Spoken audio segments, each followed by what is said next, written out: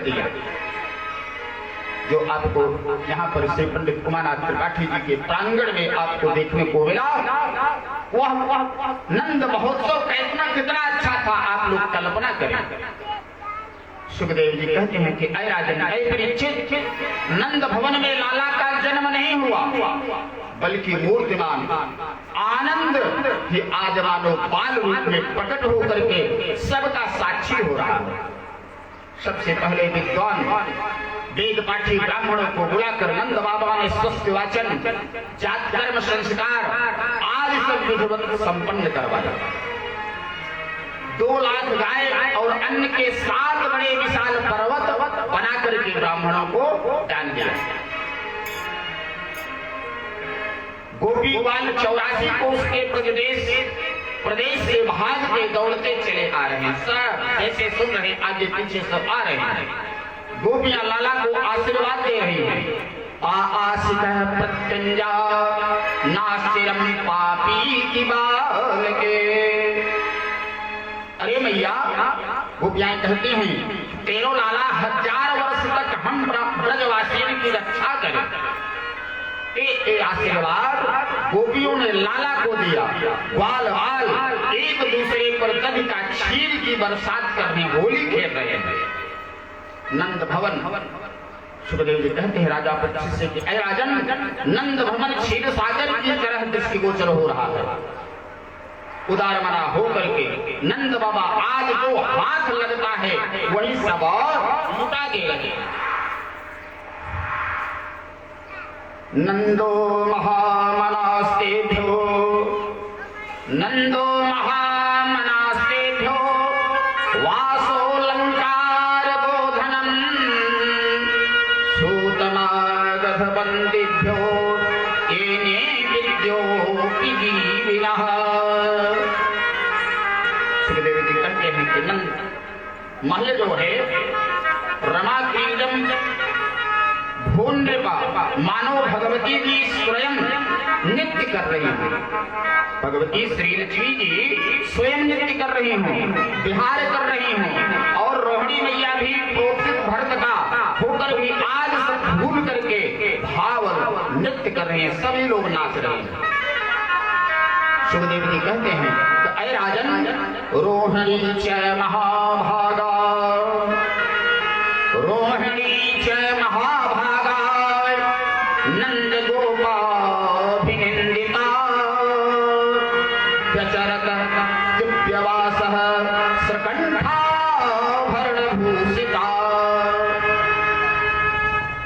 आज नंद बाबा के आंगन में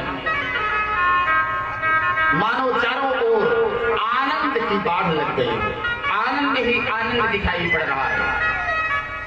और अचानक सब उत्सव मना रहे हैं। नंद बाबा को स्मरण आया। क्या स्मरण आया? राजा परीक्षित पूछते हैं। सुखदेव जी कहते हैं कि नंद बाबा को स्मरण आयो कि भैया, हम जो प्रतिवर्ष कंस को कर दिया करते थे, जो कंस को जाकर के कर देकर के आते थे, वह कर देने की तारीख तो निकल गई, क्योंकि उस तो मैं भूल गए। समय पर कंस को कर नहीं पहुंचा तो न जाने कौन सा उपद्रव खड़ा कर देंगे। इसलिए तुरंत कुछ वालों को नंद बाबा बुला करके गोकुल का भार रक्षा करने के लिए सौंप करके नंद बाबा मथुरा चल पड़े कंस को कर देने के लिए। सुखदेव जी कहते हैं राजा परीक्षित से कि ऐ राजन, गोपाल गोकुल रक्षायाम, गोपाल गोकुल रक्षायाम निरूप्य मथुरां गतः नंदः कंसस्य वार्षिक्यं करं दातुं कुरुद्वः। नंद बाबा ने मथुरा पहुंच करके कंस को कर दिया। नंद बाबा चले गए, कंस को जाकर के कर सौंप दिया। पर जब कर देते हुए श्री वसुदेव जी ने देख लिया नंद बाबा को, कि नंद बाबा वहां से आकर के कंस को कर देकर के जा रहे हैं, तो वसुदेव जी नंद बाबा को देखते ही चिंतित हो गए। कि मैं तो अपने लाला को सुरक्षा की दृष्टि से इनके घर छोड़ करके आया हूँ और नंद बाबा मथुरा में टहल रहे हैं, डोल रहे हैं।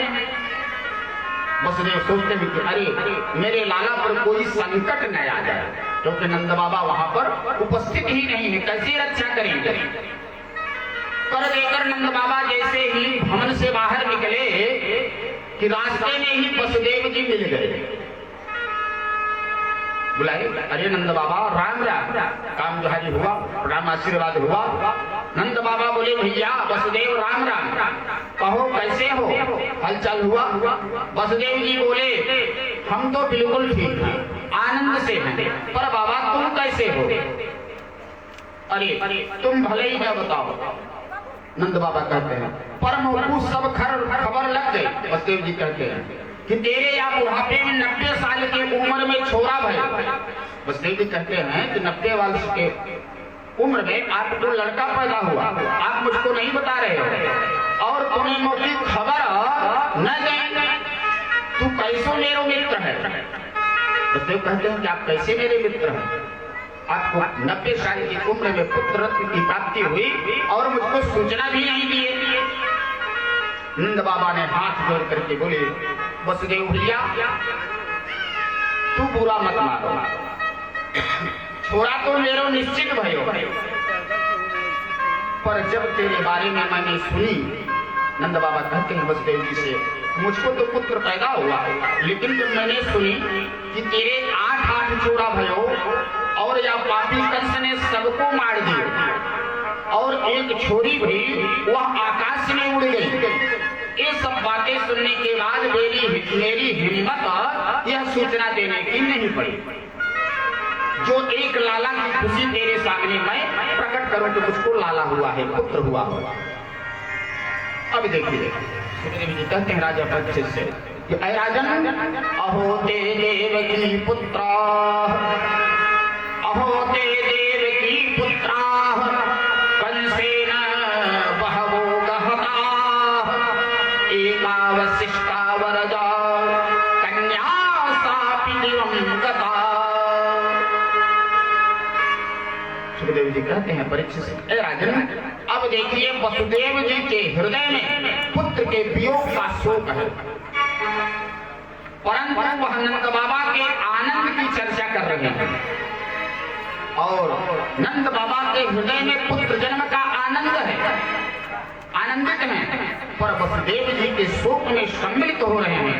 मैत्री यह होती है कि मित्र के सुख में सुखी होना चाहिए और मित्र के दुखी में दुखी रहना चाहिए, वही सच्चा मित्र है। तुलसीदास जी लिखते हैं रामचरितमानस में, ये ना मित्र सुख होहि दुखारी, ये ना मित्र सुख होहि दुखारी, ये ना मित्र सुख होहि दुखारी, ये ना मित्र सुख होहि दुखारी, आते नहीं पिलो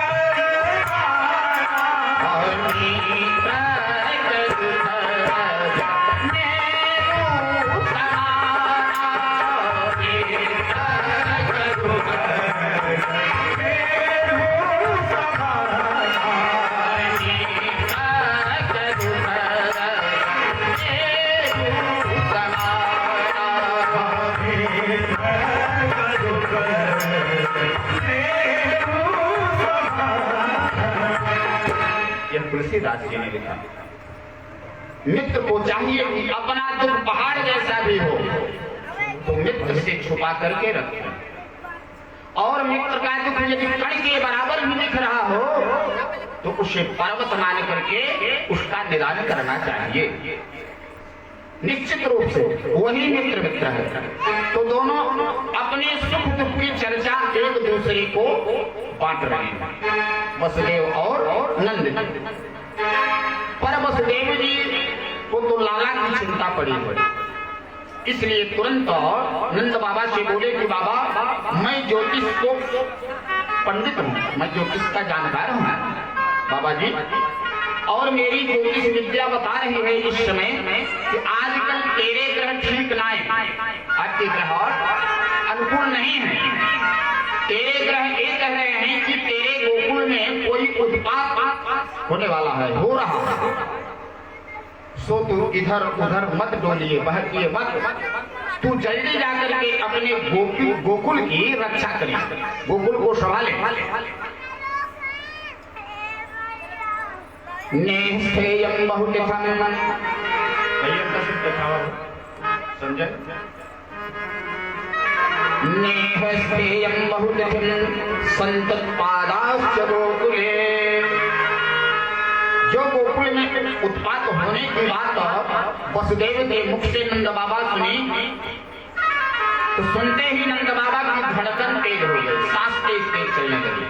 तुरंत माला सटकाते हुए माला को निकाल करके जपते हुए वो भागे कि हे नारायण मेरे छोरा की रक्षा करिए, हे भगवान मेरे लाला की रक्षा करिए। यही करते हुए और भगवान का कीर्तन करते हुए उनका नाम लेते हुए जल्दी जल्दी भाग रहे हैं, क्योंकि वो जान रहे हैं कि वसुदेव जी हमारे मित्र हैं और बहुत बड़े ज्योतिषी हैं। जो ये कहते हैं निश्चित सत्य होता है, वो माला जपते हुए जा रहे हैं। श्रीमन नारायण नारायण नारायण श्रीमन नारायण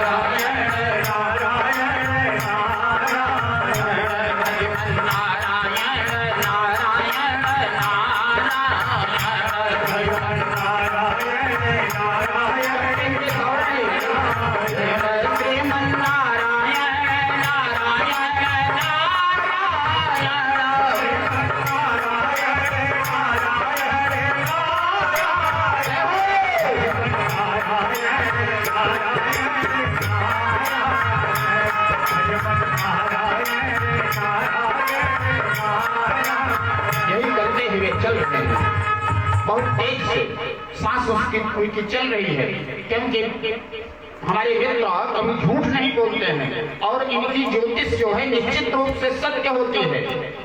निश्चित हमारे गोकुल में कुछ न कुछ उत्पात हो रहा होगा। यही सत्य कहते हुए कि मेरे गोकुल की रक्षा करें, मेरे लाला की रक्षा करें, हे भगवान, यही कहते हुए दौड़ रहे हैं। नंदः पथिवचः सौरैर्, नंदः पथिवचः सौरैर् न दृशेति विचिन्तयन् हरिं जगाम शरणमुत्पातागम संकितः। रास्ते में नंद बाबा विचार करते जा रहे हैं, माला जपते जा रहे हैं, कीर्तन करते जा रहे हैं कि वसुदेव जीवन में कबो झूठ नहीं बोले। यदि वाने आशंका व्यक्त की है तो निश्चित कोई न कोई उत्पात निश्चित होगा। हे नारायण मेरी छोरा की रक्षा कर। भजन करते करते नंद बाबा को घर को भागे और नंद बाबा घर पहुंचे न पाए, तब तक कन्हैया की मौसी भी वहां पर पहुंच गई। प्रेम से बोले कृष्णचंद्र भगवान की। भगवान कृष्ण की मौसी कौन है? राजा परीक्षित ने प्रश्न किया।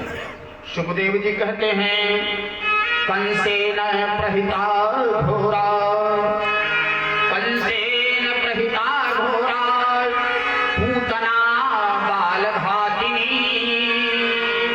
शिशुंसचारिणी घनन्ति पुरग्राम प्रजातिषु। नगर ग्रामों में भ्रमण करती डोलती बालघातिनी पूतना बड़ा दिव्य सौंदर्य बना करके गोकुल धाम में पहुंच गई। सुखदेव बाबा कहते हैं कि परीक्षित वह पूतना ऐसी लग रही थी जैसे वैकुंठ से भगवती लक्ष्मी नारायण का दर्शन करने ब्रज में आ गई थे। पूतना के इस सौंदर्य को जो देखे वह देखता ही रह जाए, मन मुग्ध हो जाए। गोप्यः श्रियं द्रष्टुं दिवागतं पतिं, गोपियों का झुंड बधाई लिए उधर से जा रहा था। पूतना समझ गई कि काऊ पूत के जन्म की बधाई जा रही और मेरा नाम पूतना। पूतना सोचती है कि मेरा नाम है पूतना, खंड कर दिया। देखूं तो कौन को पूत भयो है। सो माया के द्वारा बड़ा दिव्य मनोहर रूप बना करके गोपियों के झुंड में मिल करके नंद भवन में प्रवेश कर गए, पहुंच गए। अन्य गोपियां मैया को बधाई दे रहे थे दौड़ दौड़ करके। तो इसने भी नाटक करना प्रारंभ किया पूतना ने। अरे यशोदा बहन बधाई हो पूतना।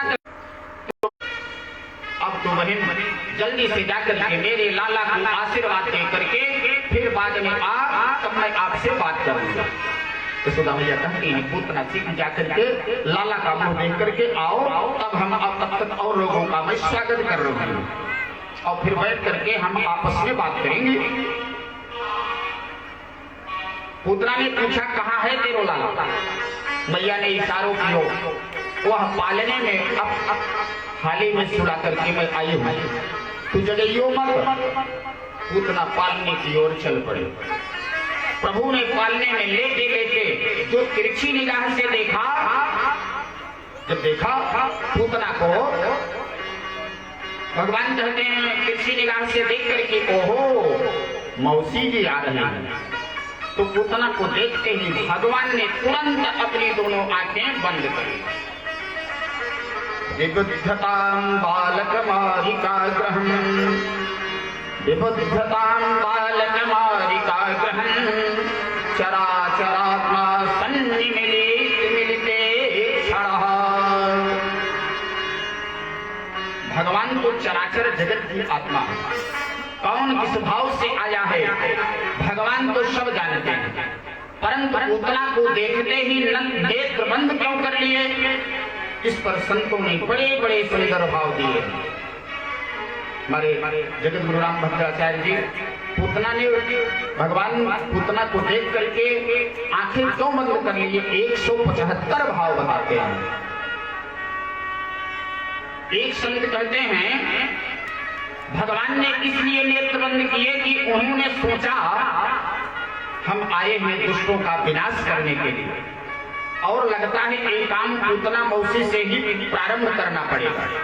तो इतने बड़े कार्य का शुभारंभ होने जा रहा है, तो पहले आंखें बंद करके मैं मंगलाचरण कर ले, अपने इष्ट देव का, गणेश भगवान का वंदना कर रहे हैं भगवान, और तब श्री गणेश करेंगे। इसलिए भगवान नेत्र बंद करके मंगलाचरण कर रहे हैं। अथवा प्रभु ने सोचा था कि हम आए थे ब्रजमंडल में माखन मिश्री खाए, तो माखन मिश्री का स्वाद चख भी नहीं पायो, और पूतना मौसी आ गई जहर पिलाने, तो जे काम मेरे ना आए। ये तो मेरे भोलेनाथ का अभ्यास है विष को पीने के लिए। तो आंख बंद करके भोले बाबा को ध्यान करने लगे कि यह इस विष को आप पीजिए, यह सोच करके आंखें बंद करके भगवान शंकर जी की वंदना कर रहे हैं। इसलिए भगवान नेत्र बंद किए। अस्तु सुखदेव जी कहते हैं राजा परीक्षित से कि राजन बहुत सारे सुंदर सुंदर भाव इस पर संतों ने अपनी अपनी तरह से व्याख्या किए, पर नेत्र बंद किए हुए जब प्रभु को पूतना ने देखा तो समझ बैठे बालक सो रहा था। सुखदेव बाबा कहते हैं परीक्षित जैसे कोई साधारण रस्सी समझ करके कोई बड़ी भारी बिस्तर को उठा ले, ऐसे ही साधारण शिशु मान करके पूतना ने भगवान को उठा लिया। प्रेम से बोले कृष्णचंद्र भगवान की।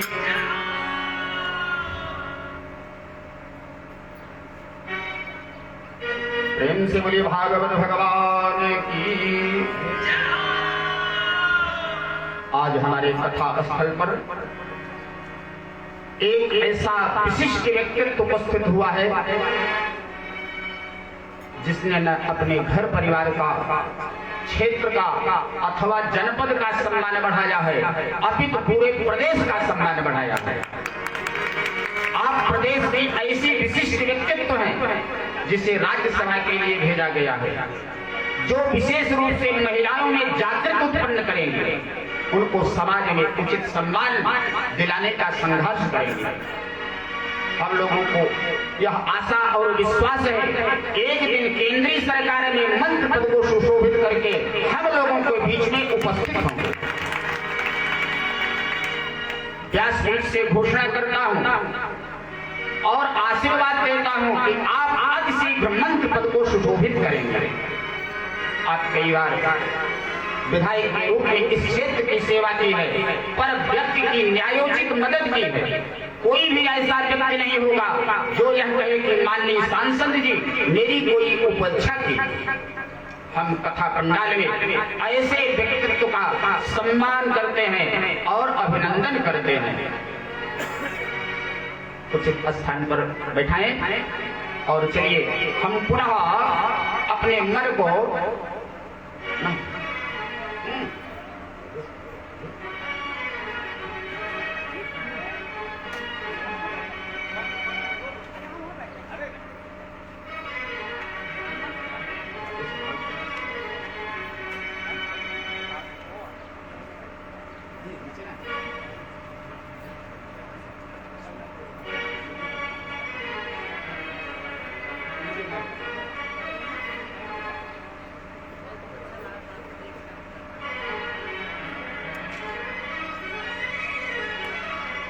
प्रेम से बोले कृष्णचंद्र भगवान की। पुनः हम अपने मन को वहां ले चले। आइए कीर्तन करें। श्रीमन्नारायण नारायण नारायण श्रीमन्नारायण श्रीमन्नारायण नारायण नारायण श्रीमन्नारायण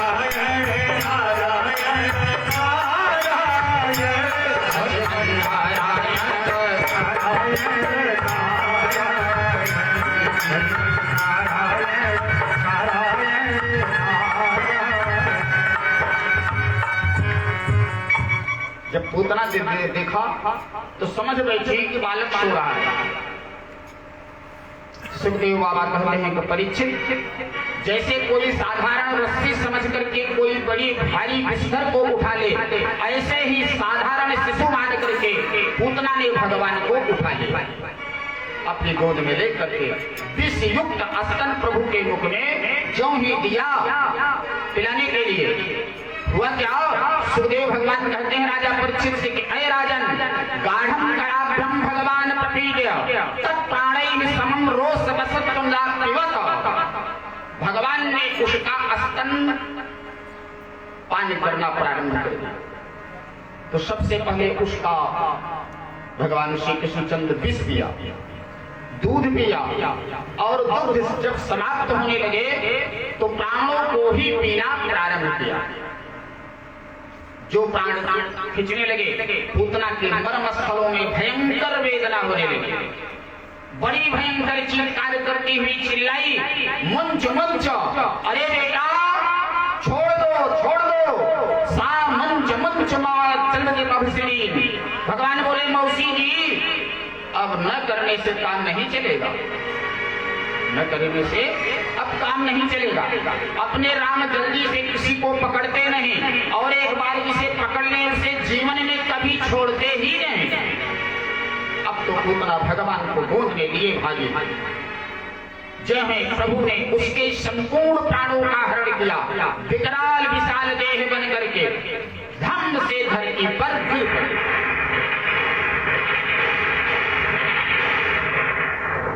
पूतना के गिरने से धरती हिल गई। दसों दिशाएं उसकी चीत्कार से गूंज उठी। सुखदेव बाबा कहते हैं कि ऐ परीक्षित, पूतना ने इतना विशाल शरीर बनाया। परीक्षित ने कहा कि कितना? कभी 6 कोस तक के जितने वृक्ष थे सब टूट करके चकनाचूर हो गए।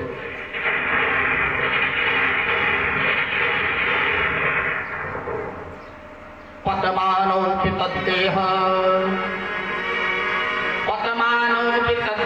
स्त्रीगप्योत्तरत्वान् चूर्णयामास राजेन्द्र महदासी तदद्भुतम्। सब इधर से उधर ब्रजवासी भागने लगे। बाहर जाकर थोड़ी दूर पर क्या देखते हैं कि पूतना का पर्वताकार देह पड़ा है और प्रभु उदर पर बैठे करके क्रीड़ा कर रहे हैं, खेल रहे हैं। जैसे तैसे सब ब्रजवासियों ने मिलकर लाला को पूतना के उदर से पेट पर से उतारा और मैया के गोदी में ला करके दे दिया।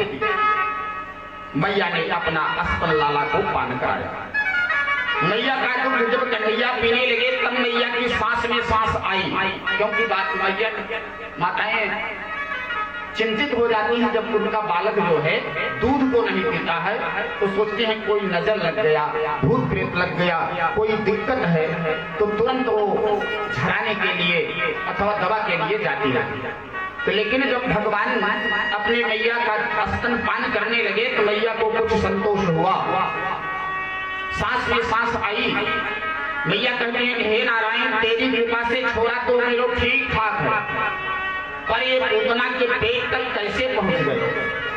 कैसे पूतना के इतनी भारी शरीर पर ये मेरा छोटा सा लल्ला 6 दिन का है और वह कैसे जाकर के पेट पर पहुंच गया और पूतना कैसे मर गई, यह सोचती है। और यह सब लोग आपस में बातचीत कर रहे हैं, सब अपनी अपनी बुद्धि लगा रहे हैं। काऊ को समझ में ना आए।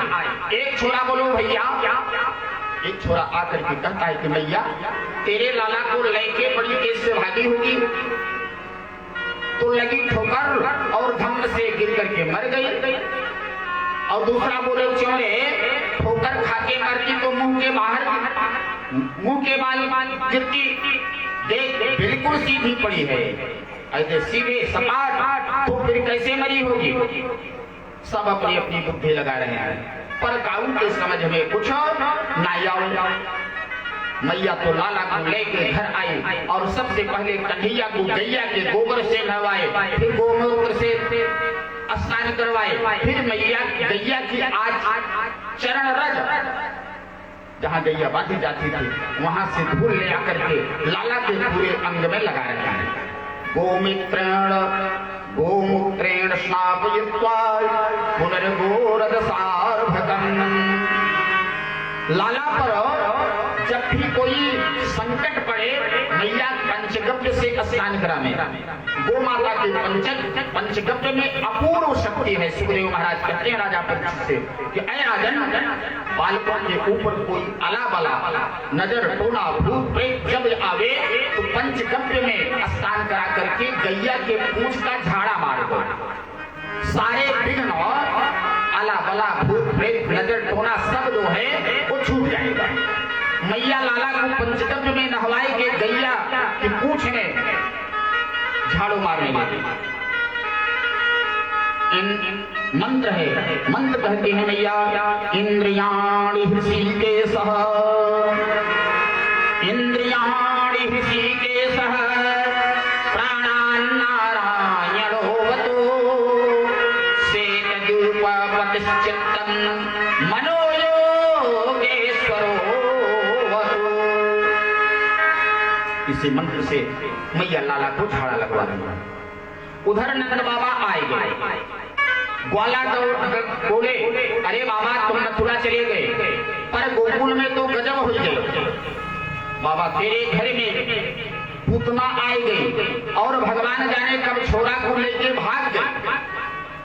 काऊ ये भनक ना पाई, भगवान जाने का भयो पूतना तो वह मर गए। लाला तेरे बिल्कुल सुरक्षित है।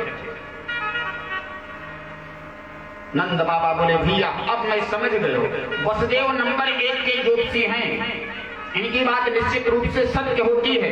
देख तो मथुरा में मेरे वसुदेव ने कहीं बाबा तू जल्दी भाग, तेरे घर में कुछ संकट आयो है। वसुदेव जी ने हमको पहले बता दिए थे।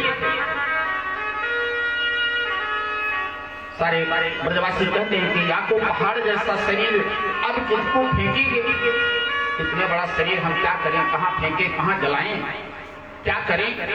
तो नंद बाबा बोले कि एक काम करो, सब लेंगे कुल्हाड़ी आ जाओ और ये एक जो लंबे लंबे योजन भर के हाथ में सब काट काट कर एक जगह पर ढेर कर दो, एक जगह इकट्ठा कर दो और जितने वृक्ष टूट पड़े हैं वह सब या के ऊपर लेकर के रख दो और रख करके आग लगा दो। सो ब्रजवासी लेके फरसा कुल्हाड़ी ब्रजवासी आगे और वाके लंबे चौड़े हाथ पैर काट के एक जगह किए, जो वृक्ष टूट गए थे वह आके ऊपर ले आकर के पटक दिए और जैसे आग लगाई। सुखदेव जी कहते हैं राजा परीक्षित से कि ऐ राजन, जैसे ही पूतना के आग में लगाई गई तो पूतना का देह जब दग्ध होने लगा तो ऐसी दिव्य सुगंध निकली कि पूरा ब्रजमंडल सुवासित हो गया। दह्यमानस्य देहस्य दह्यमानस्य देहस्य धूमस्य गुरु सौरभः। परीक्षित चौके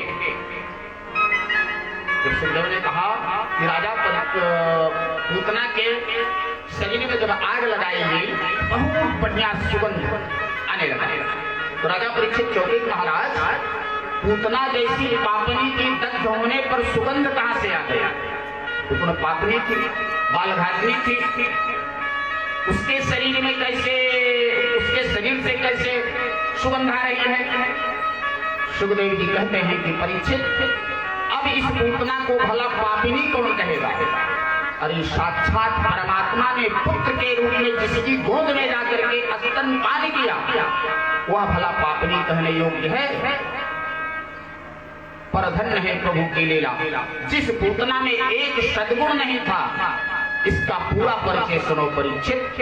सुखदेव जी कहते हैं कि ऐ परीक्षित, उसका संपूर्ण परिचय सुनिए। सुखदेव जी कहते हैं, पूतना लोकपालिनी राक्षसी रुधिरासना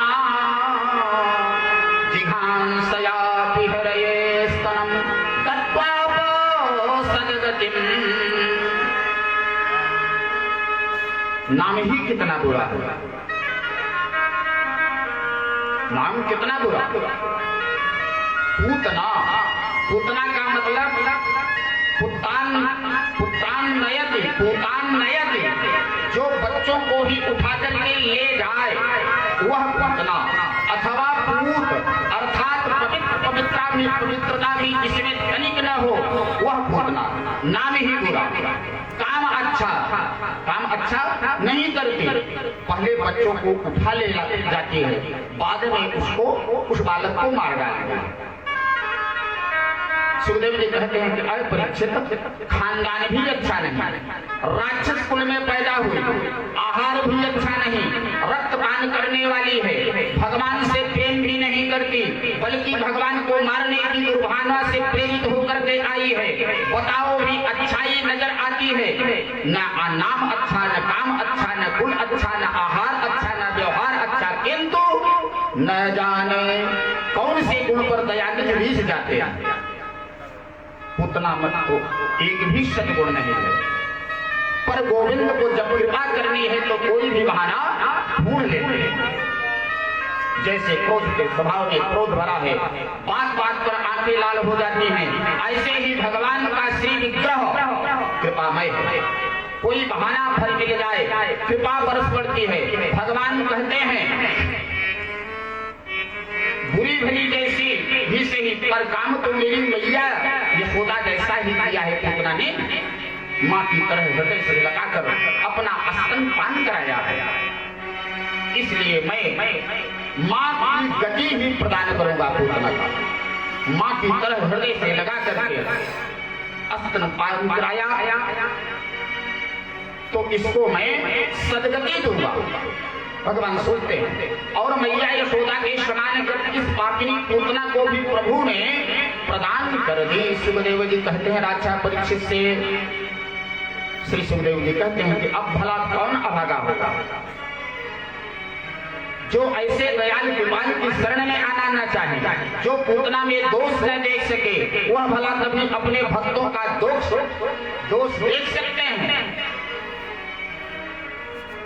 तुलसीदास जी कहते हैं, लिखते हैं श्री रामचरितमानस में कि जन अवगुण प्रभु आनन काहू,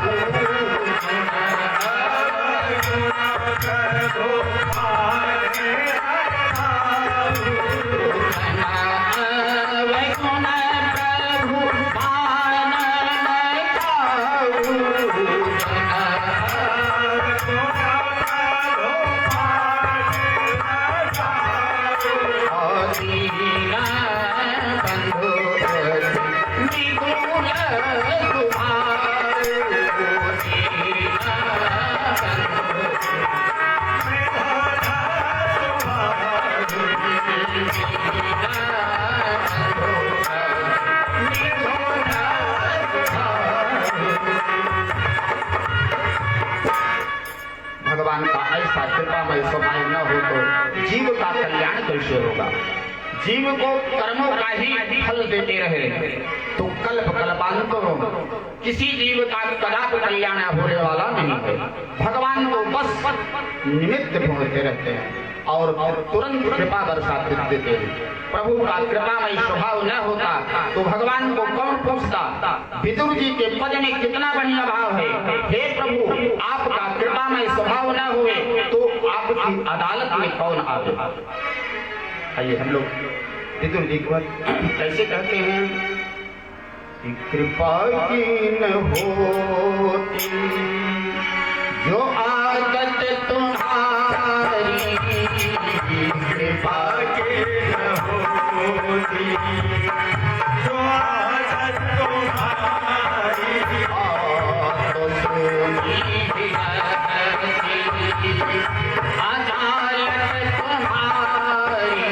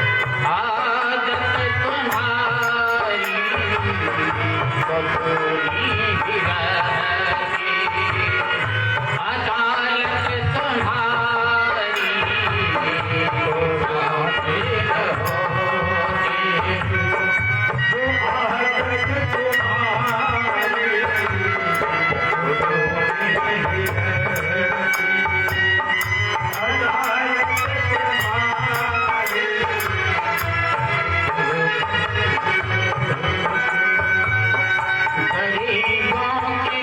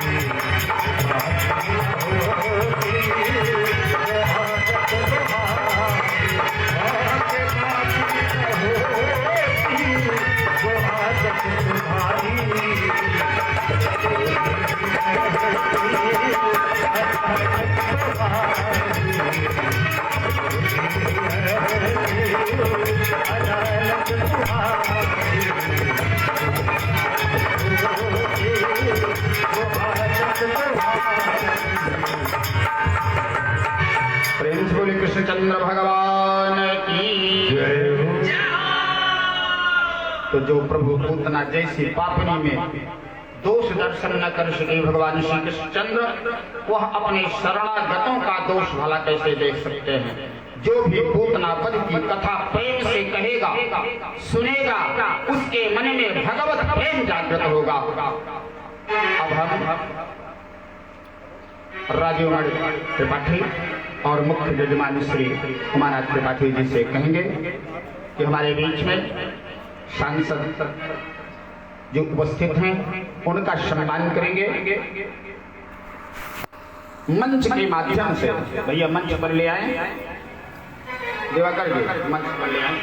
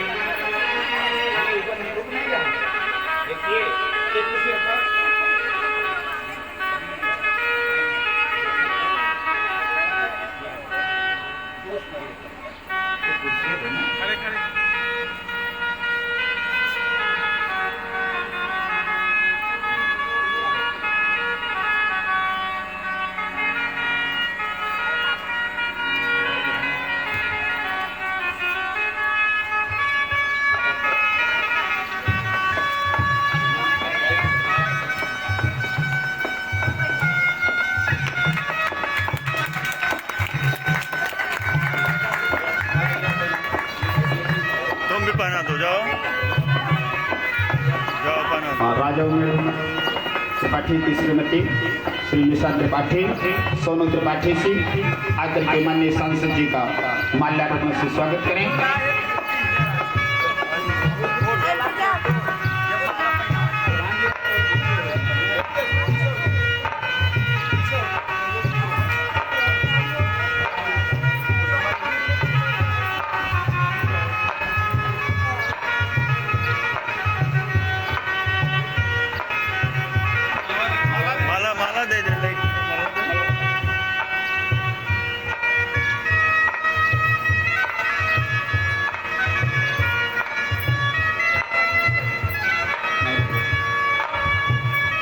माननीय सांसद जी का मुख्य यजमान श्री पंडित उमानाथ त्रिपाठी जी के परिवार के साथ माल्यार्पण स्वागत किया गया।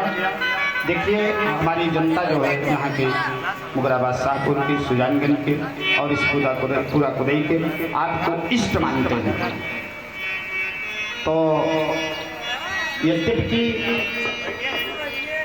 व्यासपीठ से आशीर्वचन नहीं होता है, लेकिन हम आपको इसके पूर्व आशीर्वाद दे चुके हैं व्यासपीठ से कि आप हम लोगों के बीच केंद्रीय मंद को सुशोभित करके हम लोगों के बीच में हमारे सुख दुख को दूर करेंगे और हमेशा करते हैं। तो ऐसे सांसद जी से हम कहेंगे कि हमारे शिष्य पंडित उमानाथ त्रिपाठी को आशीर्वचन दो शब्दों में निश्चित कह करके ही भगवान को प्रणाम करके तब प्रस्थान करेंगे। माननीय सांसद जी।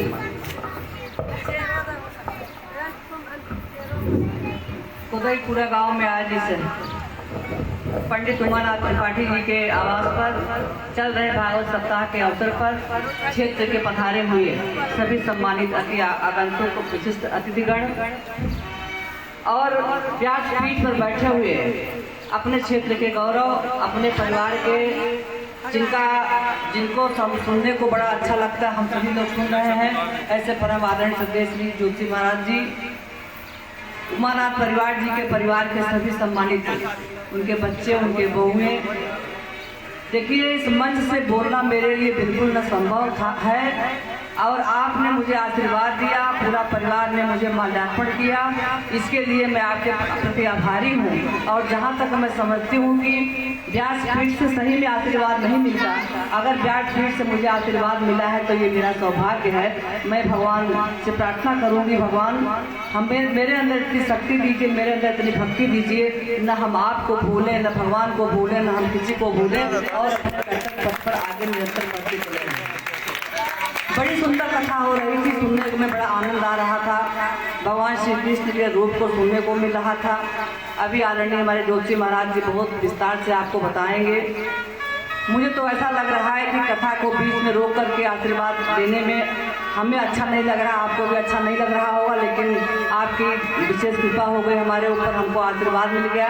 मैं तो खाली इतना कहूँगी कि हमने आपका सम्मान नहीं बढ़ाया है, बल्कि आपके आशीर्वाद ने मेरा सम्मान बढ़ाया है कि हम सुजानगंज से चल करके दिल्ली की पार्लियामेंट में पहुँच गए। ये सब आप लोगों के आशीर्वाद का प्रतिफल है। मैं ज़्यादा कुछ नहीं कहूँगी। भगवान श्री कृष्ण जी मुरारी माधव भगवान से ही प्रार्थना करूँगी कि आपकी ये कथा संपूर्ण हो, आपकी ये कथा का पूरा फल आपको मिले। आपकी यह कथा जो हो रही है इसका श्रवण हम सभी लोग जो कर रहे हैं, सबके पाप का नाश हो, सबके आपत्ति विपत्ति का नाश हो, और तिवारी परिवार जो आज बड़ी निष्ठा के साथ इस कथा को श्रवण कर रहा है, यह परिवार सुखी हो, आगे बढ़े, समृद्धशाली बढ़े, और जो इस कथा का पूरा महात्म उसको प्राप्त हो। पत्नी जनशब्दों के साथ आप सभी पधारे हुए सभी लोगों को आभार व्यक्त करते हुए अपने बारे को विराम करती हूँ। ओम भद्रं कर्णेभिः शृणुयामदेव भद्रं पश्येमाशविरजत्राः स्थिरैरङ्गैस्तुष्टवागुं सतनो वर्धसेमहि देवहितं जदायुः। भगवान से प्रार्थना करेंगे कि हमारी वाणी को सत्य करें।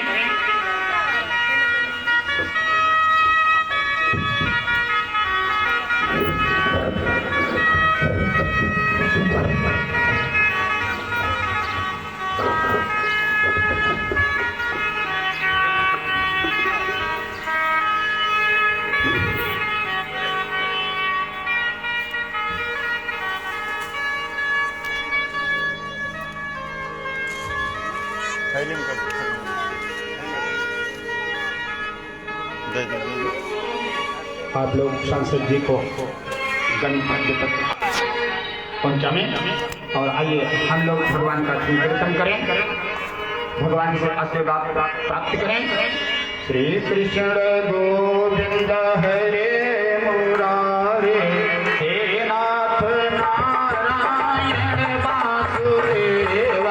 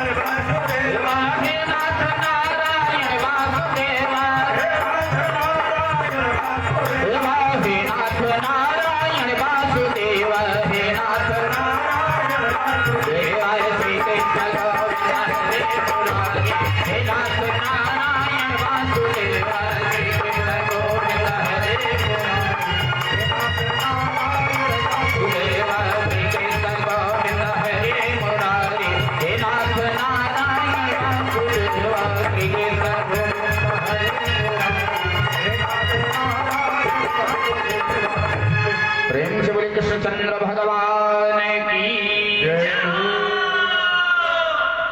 हमारे श्री कृष्ण भगवान पूतना का उद्धार किए। अब इसके बाद सुखदेव जी बताते हैं राजा परीक्षित से कि ऐ राजन, यह एतत् पूतना मोक्षम, यह एतत् पूतना मोक्षम कृष्णस्यार्भकमद्भुतम् शृणुयात् श्रद्धया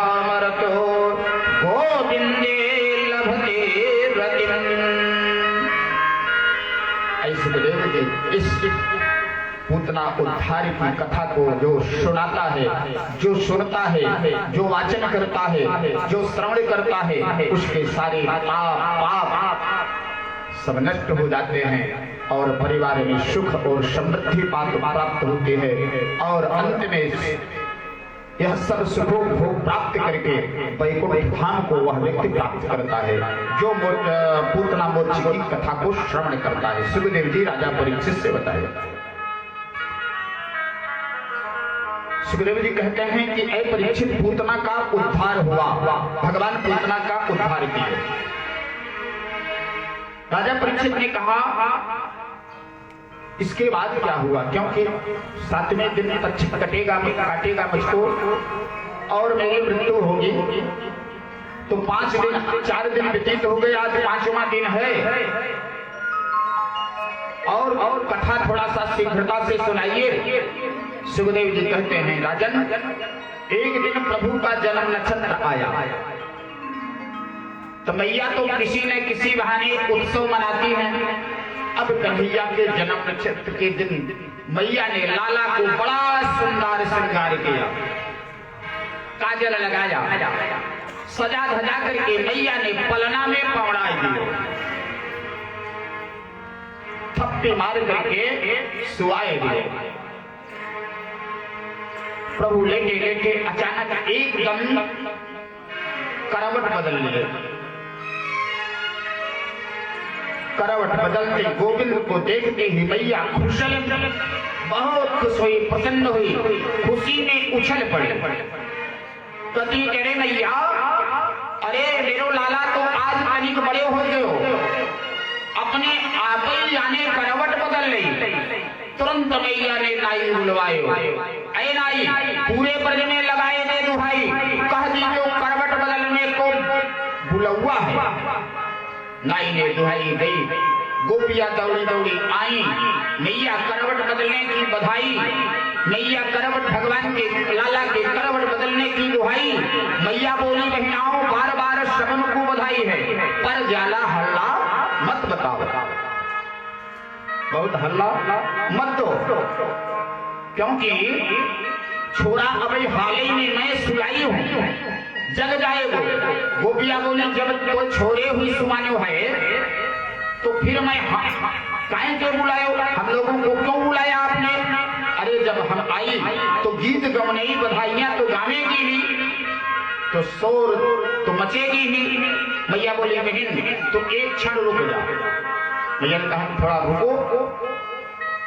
मैया ने तुरंत लाला को सोते सोते पालना उठाए और थोड़ी दूर पर बैलगाड़ी के नीचे लटकाए गए। आगन माट मटका उठाए, सब जाकर के वहां सो गए। तो एक क्षण रुक जा मैया। आंगन के माट मटका उठाए, सब वह सब जो है गाड़ी के ऊपर मैया ने रख दिया, आंगन खाली कर दिया। और मैया बोली अब प्रेम से गायो बजाओ, नाचो, कोनो चिंता की बात नहीं है, अब शोर हमारे लाला को नहीं सुनाई पड़ेगा। गोपियां सब ठुमक ठुमक कर नाचने लगे, गाने लगे। क्या गाते हैं? कोई लाला का अब खुद गा रही है, वहाँ सोहर गा रही है, गीत गा रही है, बधावा गा रही है, क्योंकि भगवान कृष्ण का लाला का जन्म नक्षत्र मनाया जा रहा है। ओ मेरे बाके बिहारी नारी, ओ मेरे बाके बिहारी नजरी तो है वो बिहारी गा रही है, भगवान का जन्म नक्षत्र मना रही है लाला का।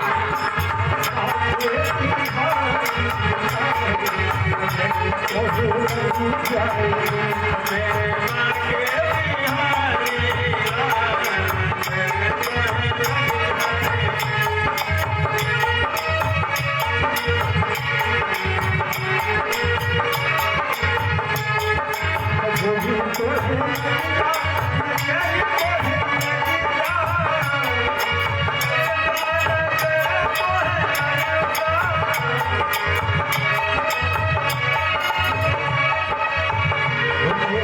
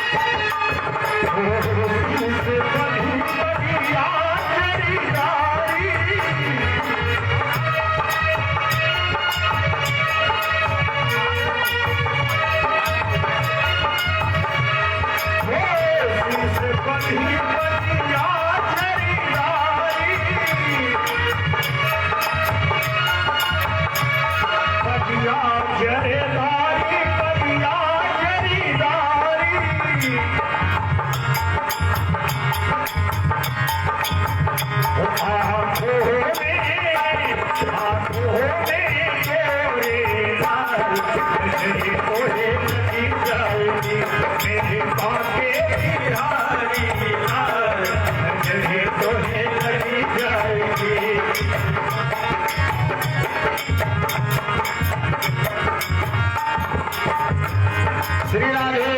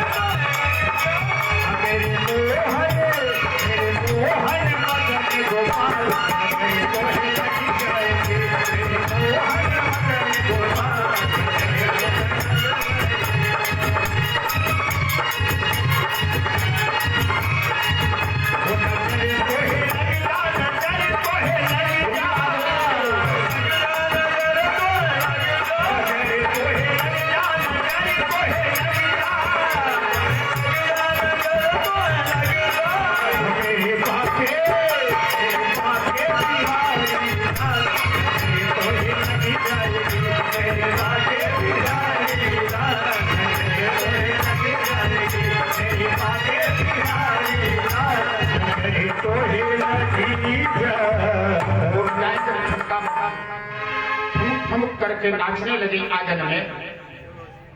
यह आवाज सुन करके भगवान की नींद खुल गई। भगवान चारों तरफ देखे कि गीत आंगन में हो रहा है और हमको गाड़ी के नीचे बाहर लटका दिए। क्या करें? एक ही उपाय है। भगवान कहते हैं कि बालानाम रोदनम बलम। बालकों का बालक को जब भूख लगती है, जब खुरजोर से रोते हैं, तब मैया सारे लोग दौड़ते हैं कि मेरा लाला जो है, बालक जो है, उसको दूध की आवश्यकता है, भूख लगी होगी। सुखदेव जी ने कहा राजा परीक्षित से कि बालानाम रोदनम बलम। बालकों का रोना ही बल है। बच्चा रोवे तब मैया ध्यान देवे, तो चलो रोना प्रारंभ कर दें। ऐसा सोच के प्रभु उच्च स्वर में रोने लगे। बहुत जोर जोर तक लगे रोने। जब बहुत देर हो गई, गला फाड़ कर रोते हुए कायू ना सुनी भगवान की रोने की आवाज। नैवा शृणोत वै रुधिरं सुतस्य, नैवा शृणोत वै रुधिरं सुतस्य, सारुदं स्नार्थी चरणाम्बुदक्षिपन्। जब कोई नहीं सुना तो हाथ पैर फटकारे भगवान जोर जोर से मारे। रोते हुए बहुत देर हो गई, खूब हाथ पांव चला रहे हैं।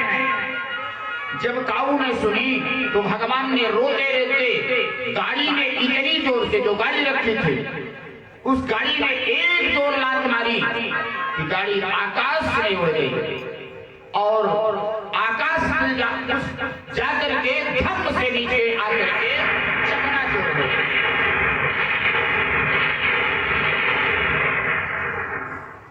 जितने मटका थे सब धड़ाधड़ फूट गए। मैया दौड़ी दौड़ी भागी बाहर आई तो देखें टूटी गाड़ी और फूटे मटका। मेरो लाला कहाँ गयो? मैया सोचती है। देखें तो पालने में लाला दिखे। मैया ने लपक कर लाला हृदय से लगाई ली। हे भगवान, लाला तो मेरो ठीक ठाक तो मालूम पड़े, परंतु आंधी चली ना है, तूफान आयो ना है, बाल बैल शान कोई इधर से आया नहीं, सो धरी की धरी गाड़ी कैसे टूट गई? मैया सोच रही है। यही सोचते हैं कि तब तक दो छोरा भागे भागे आए।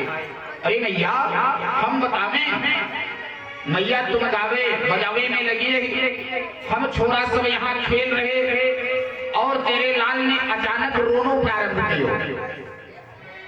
छोरा कहते हैं तो सबसे पहले मैंने देखो, बस मैं यह सोच ही रहे कि मैया की गोद में लाला को ले आकर के दे दूं, पर जैसे ही हम तेरे लाला के पास आए तब तक ये तेरे लाला ने गाड़ी में घुमा करके ऐसी लात मारी कि धम से आकाश में गाड़ी चली गई। मैया बोली, दत्त तेरी गई, कहीं भांग पी के तो ना बतिया रहे हो? कल का छोरा पैदा हो कि देर नहीं और ये लात मारी, गाड़ी आकाश में उड़ गई, चल भाग यहाँ से।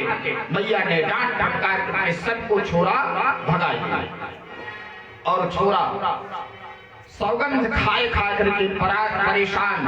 पर काऊ ब्रजवासी ने एक बात नहीं मानी। सुखदेव जी कहते हैं कि अय राजन, उच्चुरव्यवसित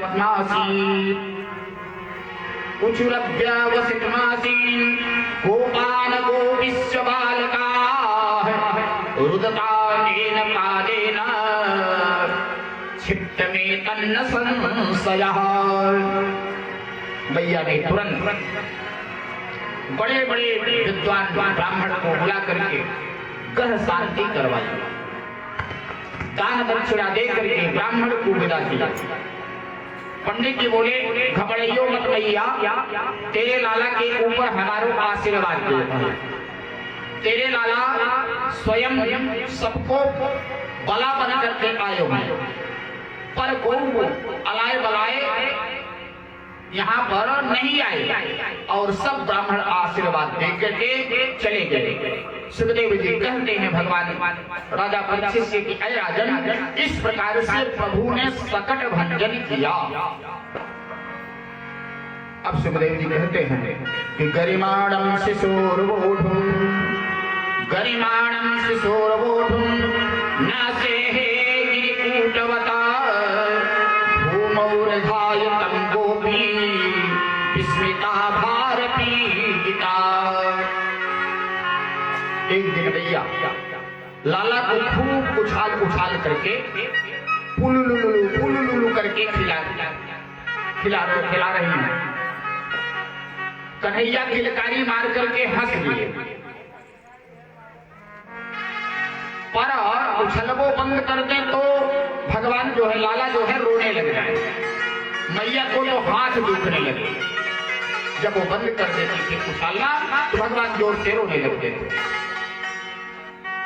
मैया के तो हाथ दुखने लगे। कब तक उछालूं, मैया सोचती हैं। सो मैया गोद में लाला को लेके अपना स्तनपान कराने लगे। रोना बंद कर देंगे जब दूध पीने लगेंगे तो।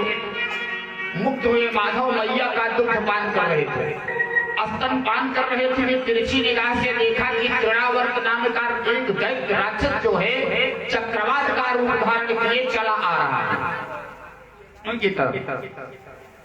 भगवान मन में मुस्कुराए। मैया तो ज्यादा दूर न उछाल सकी, सो मामा जी ने उड़न खटोला हमारे लिए भेज दियो। अब मैया गोद से नीचे उतार गया तो नेक हमहू घूम आवे। भगवान लाला भगवान श्री कृष्ण सोचते हैं, पर मैया उतारती ही नहीं, गोद में लेकर के स्तनपान करा रही है, नीचे नहीं उतार रही है। और भगवान सोच रहे हैं कि हमको अगर नीचे उतार देती तो हम भी जाकर के कुछ दूर तक घूम जाते। सो धीरे धीरे जब नहीं उतारी तो प्रभु ने अपना वजन बढ़ाना प्रारंभ किया। धीरे धीरे अपने वजन को बढ़ाया शुरू किया। प्रभु इतने भारी हो गए कि मैया को गोदी में रखना मुश्किल पड़ गया, बहुत भारी हो गए भगवान।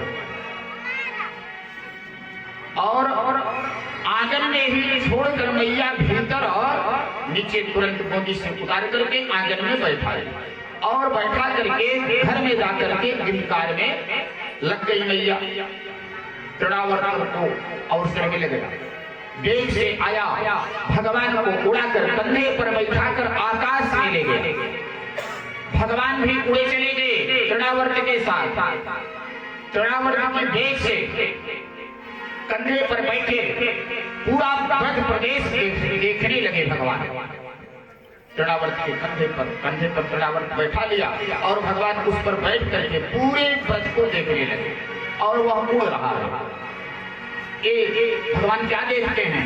ये ललिता का घर, ये मधुमंगल का घर, ये छोटी गली, ये प्रेम गली, सबरी गली, सबरे मोहल्ले भगवान ने तृणावर्त के कंधे पर सब घूम करके देख लिए। पर जैसे ही मथुरा की ओर भागने लगा सो ही भगवान ने गर्दन दबाई तृणावर्त और भगवान अपना वजन बढ़ाए। भगवान इतने वजनदार हो गए कि तृणावर्त घबरा गया, मन में संकित होने लगा कि जल्दी जल्दी में कहीं बालक को धोखे में कोई काला पत्थर तो मैं नहीं उठा लाया। तृणावर्त सोचता है तो बहुत भारी हो रहा है, ये बालक नहीं है तो पहाड़ है। बार बार पीछे मुड़ करके तृणावर्त देखा। भगवान को हंसी आने लगी। मेरे भक्त पत्थर में भी मुझे देखते हैं, मेरे भक्त पत्थर में भी मुझे देखते हैं और उस पत्थर में प्रेम सहित, श्रद्धा सहित, भक्ति सहित जो देखते हैं और पूजन करते हैं उनके अभीष्ट को मैं निश्चित रूप से सिद्ध करता हूं। भगवान कहते हैं कि ए मूर्ख, मुझ में पत्थर देख रहा है और मेरे भक्त पत्थर में मुझको देख रहे हैं और यहाँ मेरे शरीर में पत्थर को देख रहा है। कितना बड़ा मूर्ख है। चलो इसकी खोपड़ी पत्थर पर ही पटी। भगवान कहते हैं इसकी खोपड़ी को, इसका अंतकाल पत्थर पे ही करूंगा। प्रभु ने तृणावर्त को इतनी जोर से गर्दन दबाई कि सुखदेव जी कहते हैं तमंतरिक्षिता तपतम शिलायाम, तमंतरिक्षिता वृक्षात पतितम शिलायाम विशेन सर्वावयम करालम। बड़ी जोर से गर्दन को दबाई भगवान तृणावर्त पे, छटपटाता हुआ धम्म से तृणावर्त का पत्थर पर सिर जाकर के पड़ा। और जब पत्थर पर सिर पड़ता है, गिरते ही उसका सिर जो है गोविंदाय नमो नमः, तृणावर्त का अंत हो गया, तूफान शांत हो गया। मैया दौड़ करके बाहर आई और बाहर आकर जब मरा हुआ तृणावर्त को देखा मैया ने,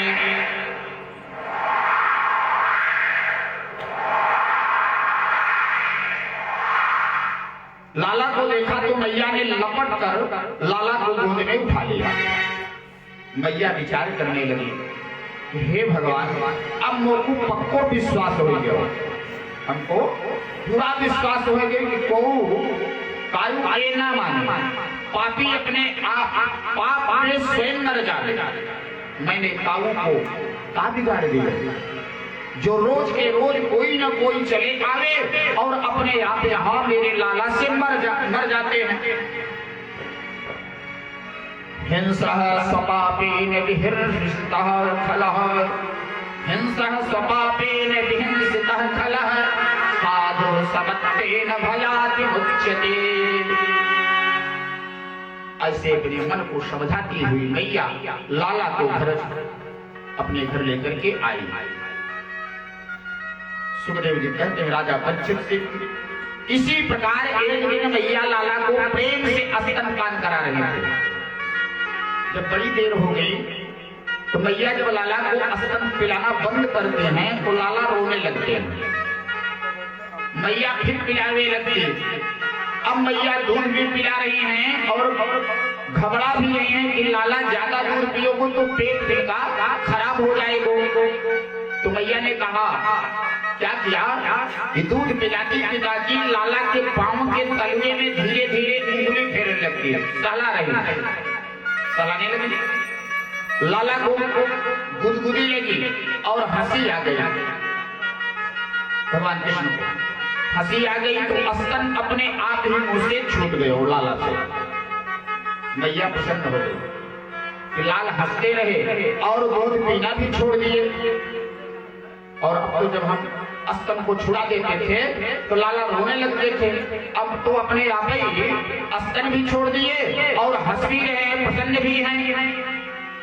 पर हंसते हुए लाला का मुखमंडल जब मैया ने ध्यान से देखा तो खिलखिलाते लाल मुख के भीतर सारा ब्रह्मांड दिखाई पड़ा। मैया देखती हैं ध्यान से तो उनके अपने लाला के मुख में समस्त ब्रह्मांड दिखाई पड़ा। मैया घबरा गया, हे भगवान, ये नंदी पहाड़ कैसे दिखे? डर के मारे मैया ने तुरंत आंखें बंद कर ली। तो भगवान ने भी मुख बंद कर लिया। तो मैया ने आंख बंद कर ली तो लाला ने भी अपना मुख बंद कर लिया। एक झलक दिखा करके सुखदेव जी कहते हैं राजा परीक्षित से कि ऐ राजन, मानो भगवान कहना चाहते हैं कि हो मैया, तू मेरे पेट खराब होने की चिंता मत कर, कि मैं कितना दूध पीऊंगा, कितना खाऊंगा, मेरा पेट खराब हो जाएगा।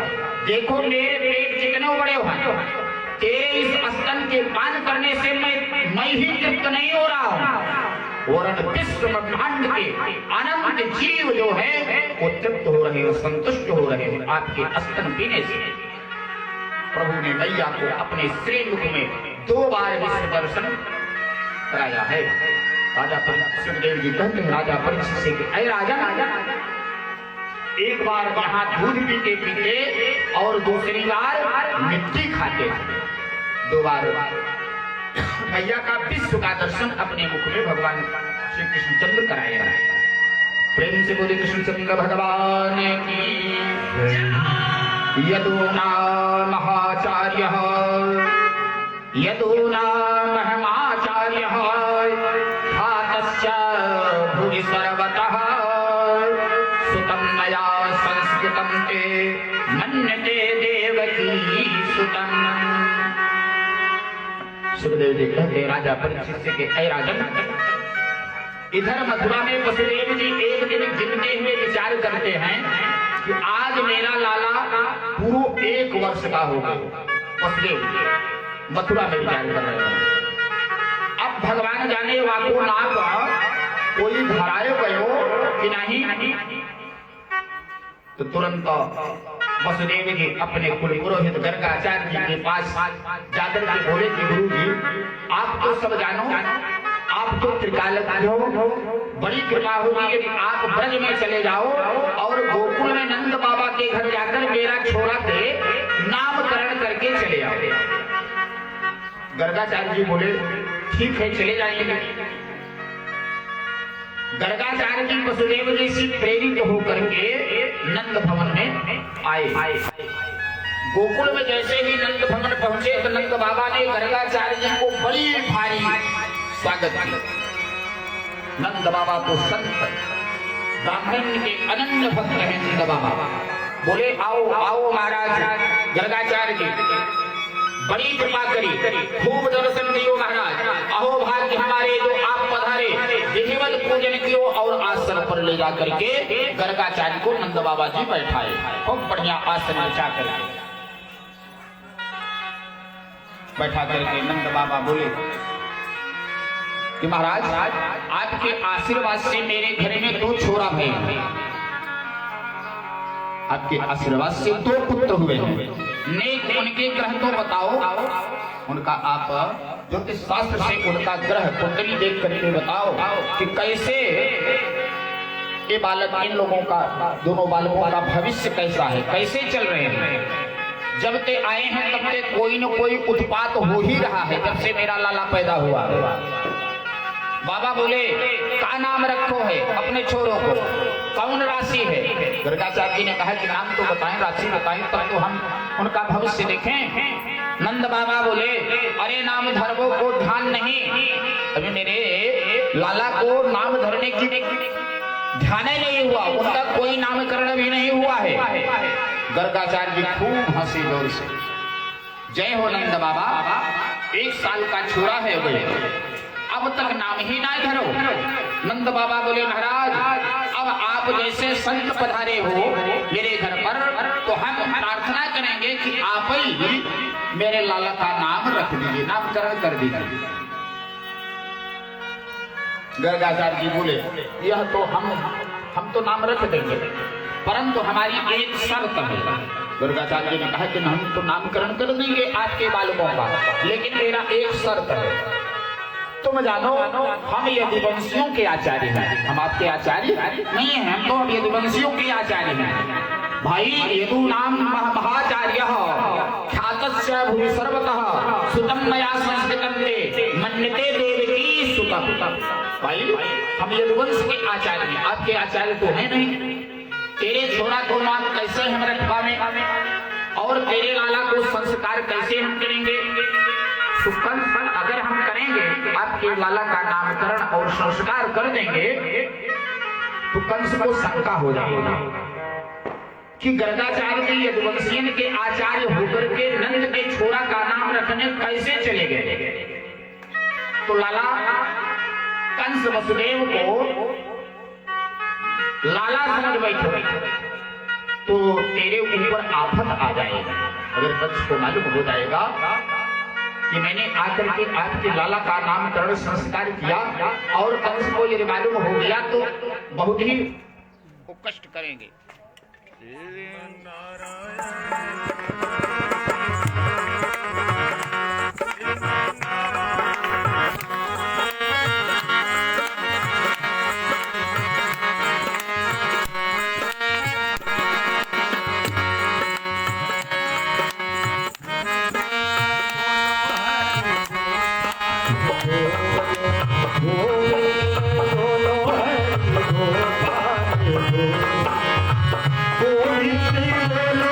हरि गोपाल गो गोविंद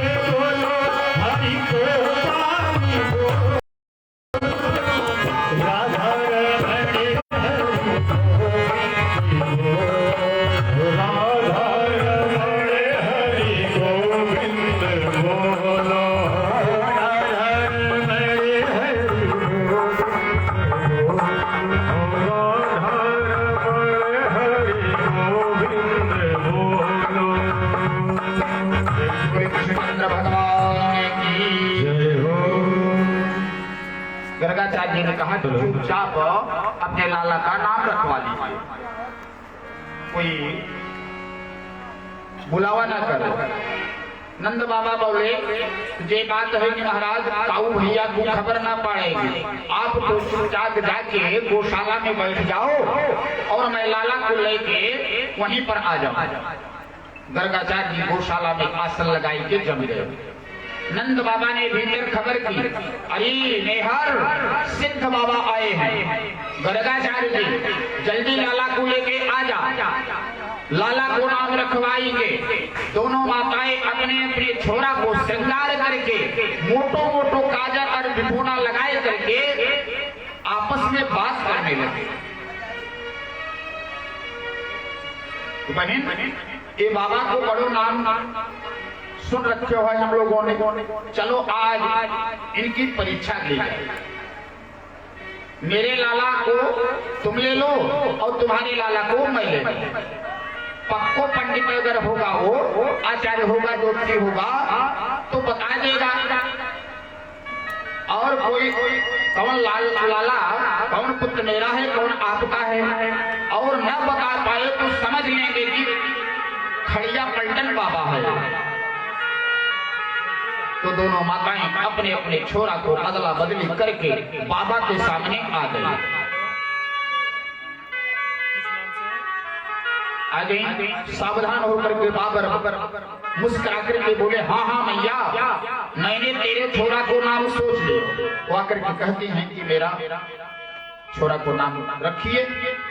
तो गर्गाचार्य जी कहते हैं कि मैंने आपके छोरा का नाम सोच